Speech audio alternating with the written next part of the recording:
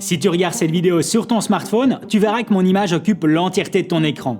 Et que ce soit pour YouTube, Instagram ou TikTok, c'est une galère pour connaître les bonnes résolutions à utiliser, tout comme les exports. En plus, tu peux varier les résolutions suivant les plateformes. Par exemple, sur YouTube, tu peux retrouver des vidéos en 21/9, 16/9, 4/3, 9/16, du 2:1. Sur Instagram, tu as du format réel en 9/16, mais tu as aussi du 4/5. Tu peux aussi ajouter du format carousel en 1:1. TikTok te donne la possibilité de faire du vertical et de l'horizontal, en Full HD comme en 4K, sauf que le fichier est limité à 2 Go maximum. Bref, c'est un véritable bordel pour lequel je vais te partager l'ensemble des résolutions et des exports que j'utilise. Je vais commencer par YouTube, ensuite Instagram et puis TikTok.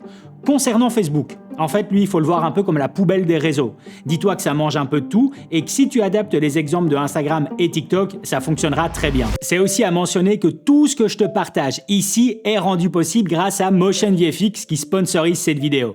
Motion VFX, c'est une plateforme de plugins pour créateurs de contenu et vidéastes professionnels. Que ce soit pour DaVinci Resolve, Final Cut Pro ou Adobe Premiere Pro, Motion VFX propose plusieurs plugins te servant à la création de ton projet. J'en utilise plus d'une dizaine, que ce soit en animation titre, transition, rendu esthétique, animation graphique. En fait, dis-toi que Motion VFX propose un plugin pour chaque secteur d'activité. Tout fonctionne sur un simple glisser-déposer et c'est super efficace. Il n'y a pas un seul de mes projets dans lequel je n'utilise pas un de leurs plugins. Je te mets en description quelques-uns des plugins que j'utilise chaque semaine. Un tout grand merci à Motion VFX d'avoir rendu cette vidéo possible. Pour YouTube, 5 possibilités sont souvent utilisées. 16/9 qui est le standard, du 2:1 qui est un hybride, du 21/9 qui pourrait devenir le futur standard, du 4/3 qui est une nouvelle tendance artistique, et puis tu as du 9/16 pour les shorts. Hormis pour les shorts, les résolutions que je vais te partager sont toutes pour un export en 4K.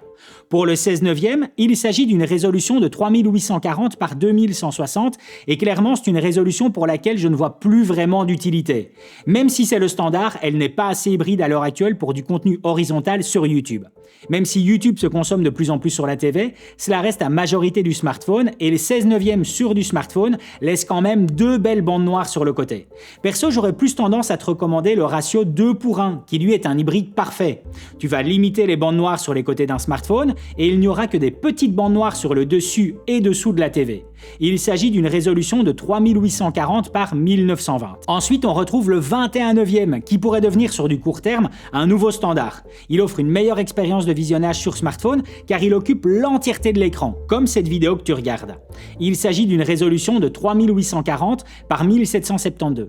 Attention que pour la TV, les bandes noires du dessus et dessous seront un peu plus importantes. Après, on peut aussi faire du 4/3 et là vraiment c'est pour un style artistique. À toi de trouver son utilité pour ce format. C'est une résolution de 2880 par 2160. Honnêtement, c'est pas mal, surtout si tu veux donner un look années 80 à tes vidéos. En plus, ça reste assez agréable sur un smartphone car ça occupe pas mal de place en mode vertical. Et puis surtout, pour le format tablette comme un iPad par exemple, c'est presque le format parfait. En ce qui concerne les shorts, moi ma logique c'est que la Full HD ça reste l'idéal, donc en 1080 par 1920. C'est du vertical et dès l'instant où ton export sera de qualité, moi je vois pas l'utilité de taper dans de la 4K. Alors avant de te parler de la partie export, je t'invite fortement à utiliser ce qui s'appelle un marqueur de sécurité. C'est un outil de présent dans ton logiciel de montage. En fait, avec des formats comme le 21/9 et 9/16, tu peux facilement accrocher soit les bordures de certains smartphones, car en vertical tu peux avoir un léger zoom qui vient à s'appliquer, ou alors tout simplement des éléments comme la Dynamic Island sur un iPhone. Au moins avec les marqueurs de sécurité, tu sais que tu dois rien placer comme info importante en dehors de ces lignes. Pour la partie export, en fait c'est assez simple et par rapport aux infos que je te partage ici depuis le logiciel DaVinci Resolve, je t'invite à trouver les équivalences techniques si tu utilises un autre logiciel. En fait, j'exporte toujours en H265 avec un débit binaire en kilobits seconde qui est souvent au quasi double de ma fréquence d'image. Si j'exporte une vidéo en 24 images secondes, je serai à 40 000 kilobits seconde. Si j'exporte une vidéo en 60 images secondes, je serai à 100 000 kilobits seconde pour ce débit binaire. Cela me permet d'avoir un bon équilibre entre qualité et quantité de données à mettre en ligne.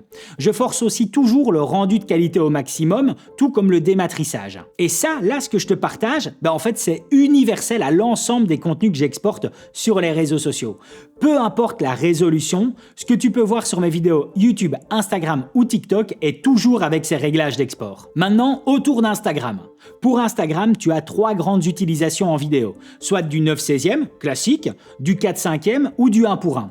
Attention que pour le 4/5e et 1:1, on verra une petite technique pour les peaufiner et les rendre un peu plus jolis. Le 9/16e, c'est comme pour les shorts de YouTube en 1080 par 1920. Et là, il faut vraiment utiliser les marqueurs de sécurité car Instagram applique toujours un zoom pour s'adapter à certains smartphones.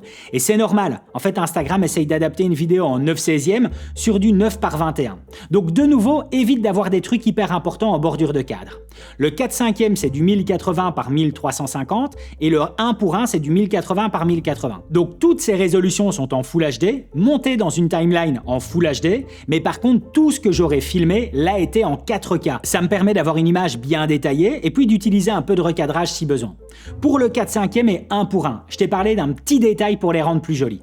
Et c'est celui d'ajouter une bordure de cadre arrondie. Tu peux soit le faire en créant cette bordure depuis Photoshop et l'exporter en PNG, ou alors si tu utilises comme moi DaVinci Resolve, il te suffit d'ouvrir ton plan dans l'espace Fusion, rechercher l'outil de rectangle et l'appliquer pour créer ces bordures. C'est très simple et très rapide. Tu peux utiliser le 4/5e et 1:1 en mode carrousel, c'est quelque chose en fait qui rend très bien. Moi j'ai l'habitude de l'utiliser pour ce que j'appelle mes cartes postales de vidéaste. Pour l'export, c'est identique à ce que je t'ai expliqué dans la partie YouTube, mais par contre, il y a un énorme piège à éviter pour avoir la meilleure qualité possible et qui se trouve dans la mise en ligne de ton contenu. Pour Instagram, tu dois le forcer dans cette mise en ligne de qualité. En fait, depuis l'application Instagram, tu vas te rendre dans tes paramètres et activités en cliquant sur les 3 lignes en haut à droite de ta page. Ensuite, votre application et vos contenus multimédia, et puis qualité du contenu multimédia. Tu dois en fait t'assurer que l'option importer à la meilleure résolution soit activée. Et même lors de la publication de ton contenu, sur la dernière page avant de publier, tu peux regarder en fait le dernier élément avec paramètres avancés.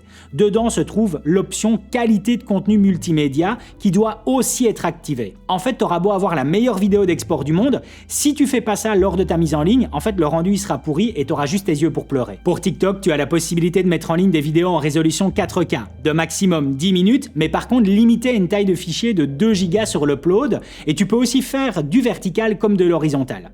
Alors comme la taille de fichier est limitée, moi je reste sur un export en Full HD. Et si la vidéo vient à dépasser les 7 minutes, je peux éventuellement diminuer la quantité du débit binaire, sinon en fait je viens à dépasser les 2 Go sur le fichier exporté.